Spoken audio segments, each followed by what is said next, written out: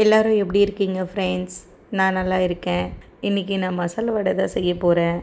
எல்லாருமே சாமி கும்பிட்றப்ப வடை பாயாசம் செய்வாங்க. எங்கள் வீட்டில் எப்படின்னா, எப்போல்லாம் சாதம் அதிகமாக மீந்து போதோ அப்போ பழுதாயிடும். பழுதுக்கு கொஞ்சம் சைடிஷ்ஷு நல்லா இருந்தால் தான் பழுது காலியாகும். இல்லைன்னா கஷ்டம், அந்த பழுது சாப்பாடு காலியாக வருது. அதனால நான் அதுக்காக தான் வடை செய்கிறேன். ஏன்னா பழுது காலியாகணுன்னுட்டு.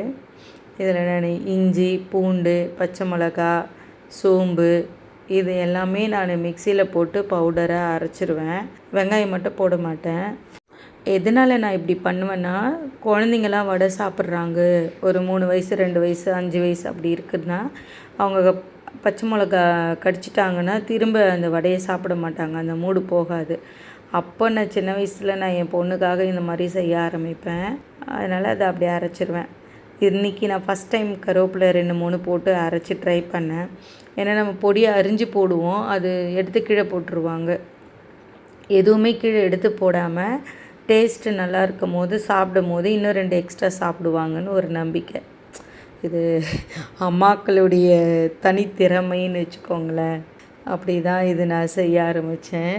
இந்த வடையிலையே இன்னும் கொஞ்சம் புதினா பொடியாக அரிஞ்சு, கொத்தமல்லியும் பொடியாக அரிஞ்சு போட்டு மிக்ஸ் பண்ணால் ரொம்ப நல்ல கமகமான வாசனையாக இருக்கும். அதுவும் இப்போ மழை டைமாக எங்கள் வீட்டாண்டெல்லாம் நல்ல மழை. அதனால் மழைக்கு சூடாக சாப்பிடும் போது இன்னும் நல்லா இருக்கும். நான் இங்கே வடை சுடுறத என் பொண்ணு அங்கே கேமராவில் கரெக்டாக நான் தெரியுறேன்னா லொக்கேஷன் பார்த்துட்ருக்கா அவள். ஸோ நாங்கள் ஷூட்டிங் எடுக்கிறதே ஒரு செம்ம காமெடியாக இருக்கும். நாங்கள் கரெக்டாகவே வைக்க மாட்டோம் லொக்கேஷனு. ஒரு வாட்டியும் ஒன்று தப்பு வந்துடும். ஸோ அதனால் அவள் அங்கே இருந்து எனக்கு பாயிண்ட்டு சொல்லிகிட்டே இருக்கா. இங்கே தலை தெரியுது, கை தெரியுது அப்படின்னு சொல்லிட்டு. ஸோ அதனால தான் நாங்கள் பார்த்துக்கிட்டே வடை சுட்டுட்ருக்கேன். நான் கடலை எண்ணெய் தான் ஊற்றியிருந்தேன் அது வடை செய்கிறதுக்கு. அது நிறைய நுரை வருது கடலை எண்ணெய். அது என்ன பண்ணுறதுன்னு எனக்கு தெரியல. கடையில் கேட்டேன், செக் ஆடுற இடத்துல ஒரு கொஞ்சமாக புளி போடுங்க சரியாக போயிடும் அப்படின்னாரு. நான் அதுவுமே ட்ரை பண்ணி பார்த்தேன், ஆனால் அது போகவே இல்லை. உங்களுக்கு யாருக்காவது டிப்ஸு தெரிஞ்சால் சொல்லுங்கள் ஃப்ரெண்ட்ஸ். அதே மாதிரி எண்ணெய் ரொம்ப சூடாகவும் இருக்கக்கூடாது, ரொம்ப மிதமான சூடும் இருக்கக்கூடாது.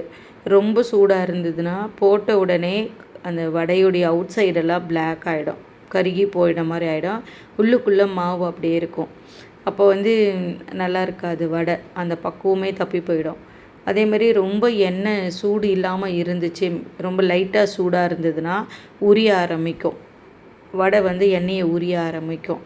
அதுவும் நல்லா இருக்காது. அதனால் நீங்கள் அந்த சூடாக இருக்கிறப்ப ஒரு சின்னூண்டு பீஸ் எடுத்து மாவை நீங்கள் அதில் போட்டிங்கன்னா போட்ட உடனே அது மேலே வரணும். அப்போனா எண்ணெய் கரெக்டாக காஞ்சிருக்குதுன்னு அர்த்தம். ஸோ அந்த மாதிரி இருக்கும் போது நீங்கள் வடையை போட்டிங்கன்னா கரெக்டாக இருக்கும். அதே மாதிரி வடையை உருண்டையாக தட்டிட்டு லைட்டாக உள்ளங்கையில் வச்சு ஒரு ப்ரெஸ் கொடுத்தீங்கன்னா சுற்றி மெலிசாகவும் நடுவில் கொஞ்சம் குண்டாகவும் இருக்கும். அப்போ என்னென்னா கிறிஸ்பியாகவும் இருக்கும், உள்ளுக்குள்ளே கொஞ்சம் சாஃப்டாகவும் இருக்கும். அதுவும் சூடாக சாப்பிட்டிங்கன்னா நல்லாயிருக்கும்.